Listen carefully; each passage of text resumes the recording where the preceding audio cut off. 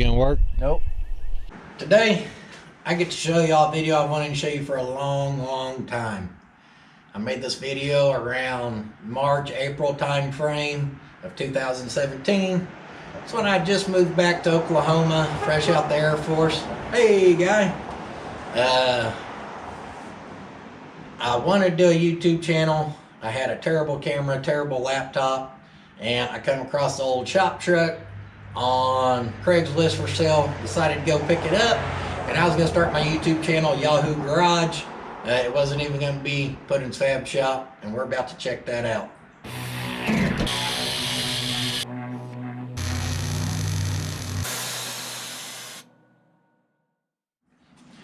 I'll warn you guys, there's a little bit more colorful language and maybe some sayings in there that I wouldn't allow to be in my current videos. So stick with me, just kind of give me a pass on that.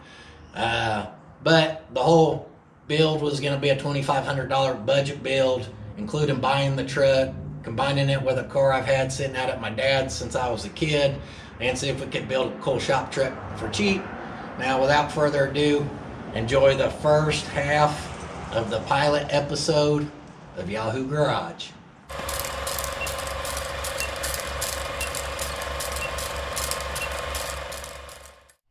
Today on Yahoo Garage, we work harder than Preacher Dick.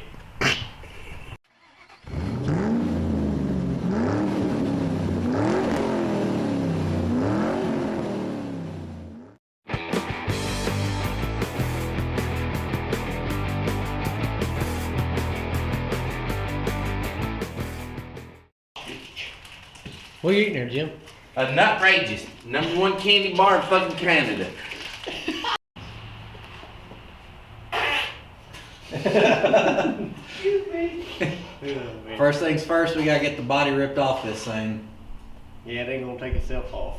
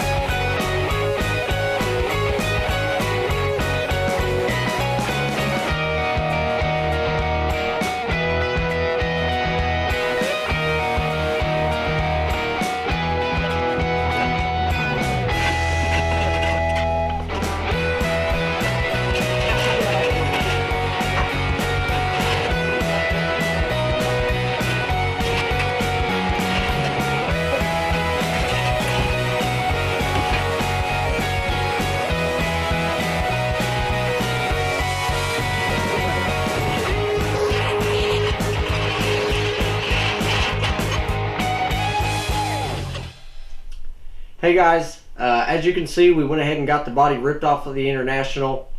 What we're going to have to do now is measure frame width and track width along with the wheelbase. Once we get all the measurements, and we'll have a good idea what we need to get as in for the frame swap. We have a couple of frames available, and we're hoping that they will work. We may have to shorten one, and we may have to extend another. We don't know yet. It's new to us, so like I said, we'll go out there tomorrow, get the measurements that we need, and then we'll update you when we get all that information.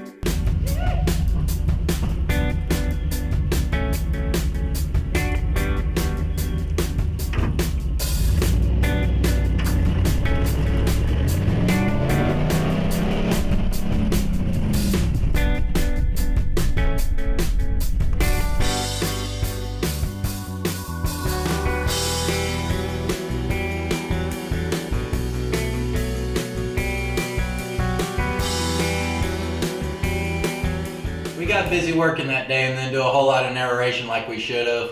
Up at this point, it hadn't been a whole lot of work. We yanked that boat out of the way. We got the car jacked up and put on some rollers. It had been sitting there for about 10 years. And we got it pulled out of there and took the hood off of it so we could have access to the engine just to see if we could get it running. Come on, Jake. You ever stole a car before? Fuck. We'd be going to jail right now.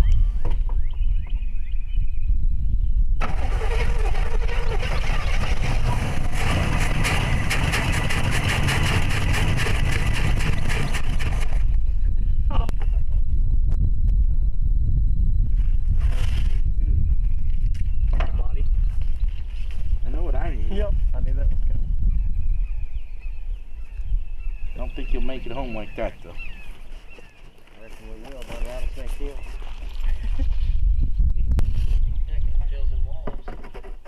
Why would you do that anyway? We're leaking gas, Jim. Are we? It's got a crack in it. Uh-oh. In the back. Uh-oh.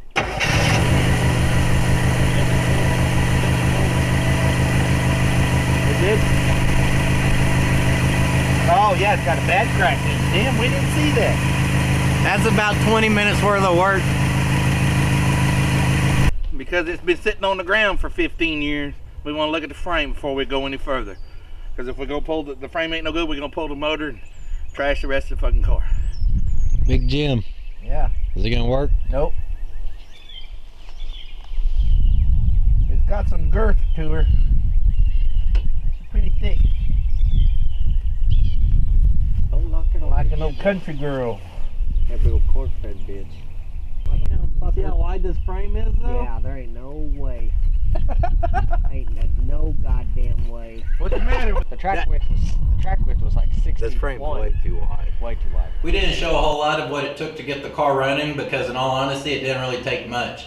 We needed a ground cable. We put one on there. It was missing a plug wire we threw on.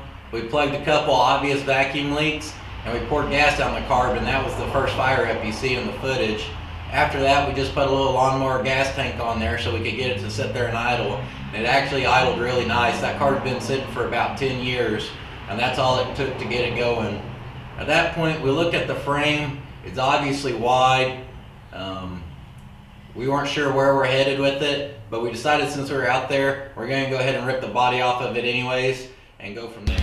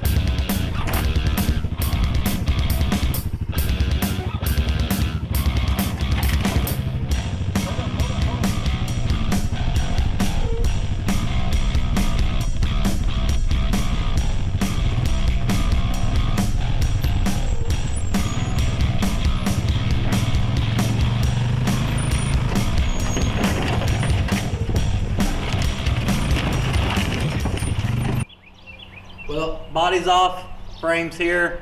We know this frame's way too wide for this truck, so we're not quite sure where it's headed from here, but we'll figure it out, and that's the next thing you're gonna see is progress on which direction this truck's gonna go now, because we're not quite sure, honestly.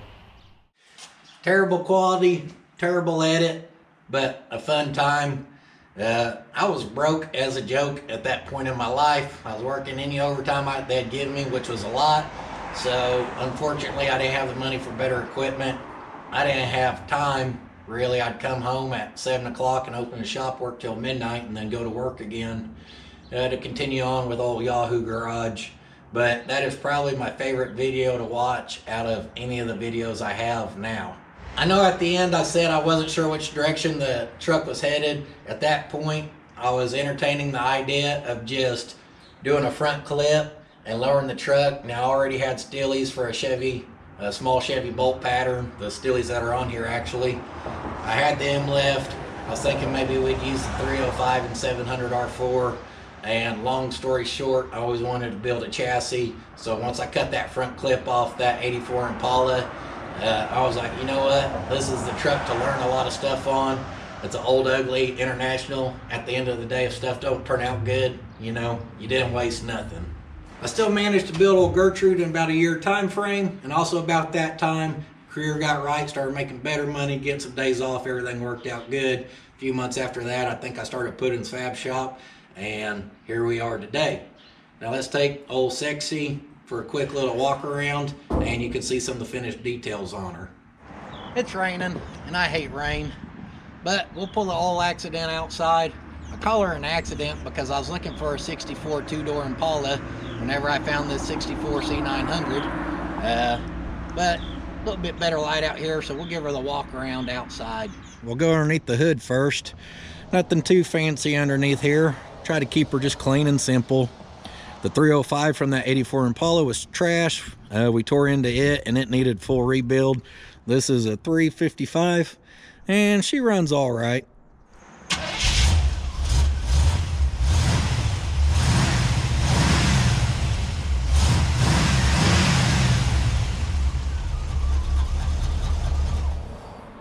Really not a hot rod motor. It does all right. Little mama here would be doing a lot better with the lower gear in the rear end. Everything on the motor is new, all the accessories. I didn't put any used parts really, except for the HEI, which recently took a crap. The ignition module, I just replaced the whole thing. Try to give it a little hot rod influence with a caddy air breather, fin valve covers, white long tubes, gold paint on the motor. Lots of dimple dies and speed holes throughout the whole build. And I do believe the firewall was the only thing that really got paint and body work throughout the whole build. And then I was really, you know, just nailed it by running some beautiful black heater hoses right through the middle of it. The other day, a lady backed into me and did it in just a way that she broke the taillight off and did not even bend the bracket. Hit no paint, just broke my taillight. So she's duct taped on. Pretty good. I do have another one, I just need to replace it. What I want to show you back here is after driving old Goodie for about a year, I decided I needed a bed floor to be able to haul some junk. I built the bed floor, thought I'd be real fancy and color match a bed liner to the interior, which you can see how that's worked out for me. Just great. Lots of scratches, lots of rust where I've peeled it off, but it's because I use her as a truck because she is a truck. The dimple dies back here are great for being able to strap stuff down, and it's nice having the bed floor. Back here, you see a lot more scratches from me dragging stuff in and out, and there's a secret hidey hole with the latch. Once you lift that heavy son of a big block, you'll see the custom chassis, full built right here in old Puddin's Fab Shop when I only had one light. So like in the video you seen in Yahoo Garage, I think I had one fluorescent light, 2 outlets. I had my welder, I had a grinder, a buttload of cutoff wheels. Number one tool I had was motivation. I built all this with my grinder and my welder. So the frame rails, all the link bars, all the gussets and plates and all that stuff you see, like I said, built right here with the old cutoff wheel. Very time consuming, but if you're motivated, you can do it. I did buy some of these tabs, so like the shock mounts, I did buy, but then you see the gusset with the dimple die, I built that. I did not cut these, but then some of the tabs, I did have to hand cut, like for the front of the wishbone there and everything. So we ain't gonna go over all those. Most of it's cut by hand, believe it or not. And that is a 84 Impala rear end. So from the whole car, I ended up using the 84 Impala front clip and the rear end, and that was it. The 700 R4 looked like it was full of coffee, and it needed rebuilt. The 305 needed rebuilt, so we junked all that stuff. Well, I still have them as cores, but you know what I mean. Now, you may notice back here, you don't see a lot of air ride stuff, and frankly, that's because that crap's ugly. I don't care how you mount it. Compressors are ugly, tanks are ugly, valves are ugly. I don't like any of it. So I've got a compressor head in the back of each fender and 2 3-gallon tanks, and the valves are hid behind the bench seat inside. When old Gertrude was in her prime and all this was brand new, well, she looked slicker than now crap, but she's got about 3 years on her. This is rattle can. I did wash it for this video. First time I've probably washed it in well over a year, and she still cleans up pretty good. Pretty impressed with her. Now we'll go to the interior and finish up this walk around. This fine piece of machinery has a prime time top stitch Taylor interior, one of the first ones he ever did. He's not happy with it, but I am, especially for just being a driver. Nice door panels, carpet on the kick panels, custom carpet, custom grass, custom leaves, custom grease on the what was once upon a time a white steering wheel. Nice little seat, pleated headliner, visor. I threw some patina sauce on the dash, built that custom tall shifter, and overall I really like it. Get this old transformer Gertie's Prime shut up real quick.